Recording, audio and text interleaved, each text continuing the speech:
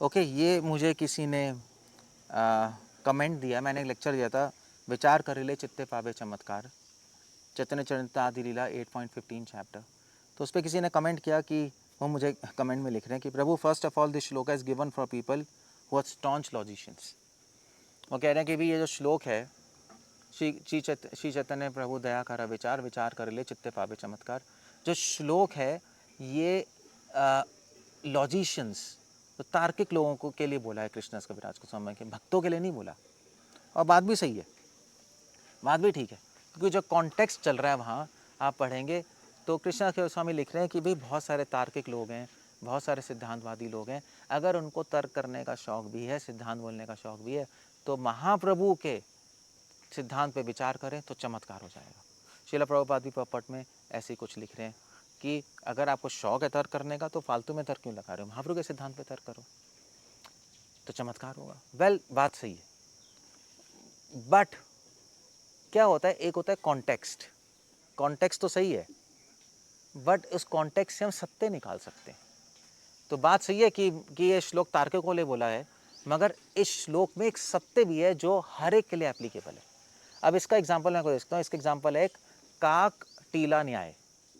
भाई, एक कौवा पेड़ के तने पे बैठा था और क्या हुआ, जैसे ही वो उड़ के आके बैठा, नीचे एक आम लटका हुआ था, वो गिर गया।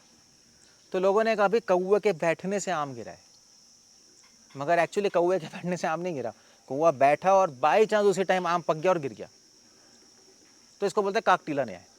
ऐसा लगता है कि उस कौवे की वजह से आम गिरा है, मगर उस कौवे की वजह से आम नहीं गिरा, आम अपने आप पक के गिरे। अब ठीक है, इसमें कौवा है, आम है, पेड़ है, मगर आप इस सब आम पेड़ कौवे को हटा दो, इसमें एक सत्य है, अच्छी कहानी है, मगर इसमें सत्य क्या है कि ज़रूरी नहीं है अगर ए से बी हो तो ए बी का कारण है, ज़रूरी नहीं होता।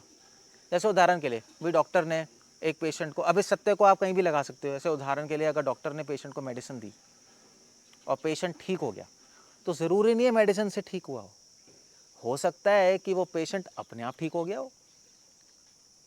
तो ये सत्य कहीं भी एप्लीकेबल हो सकता है। तो इसलिए एक होता है स्टेटमेंट जो कि किसी कॉन्टेक्स्ट में बोला जाता है, मगर उस स्टेटमेंट में एक सत्य होता है जो हर जगह एप्लीकेबल होता है।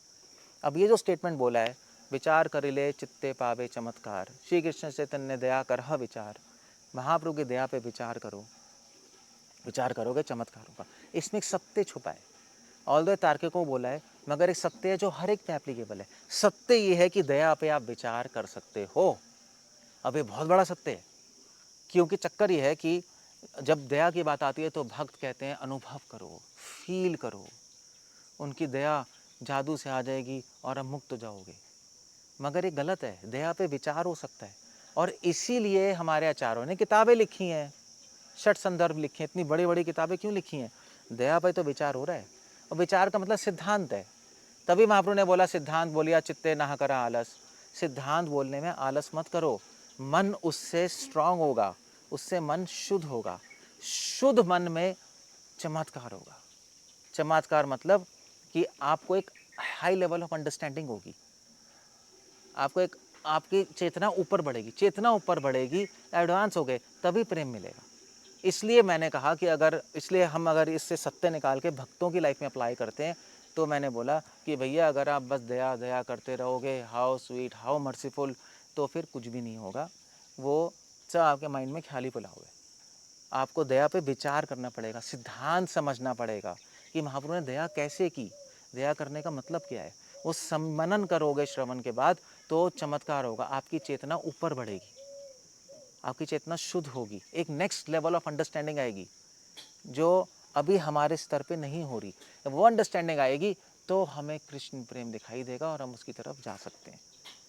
इसीलिए बात तो इन्होंने सही बोली, कॉन्टेक्स्ट है, मगर इन्होंने थोड़ा सोचा नहीं कि हम कॉन्टेक्स्ट की बात नहीं करते, हम उसमें से सत्य निकाल के उसकी बात कर रहे थे। हरे कृष्ण।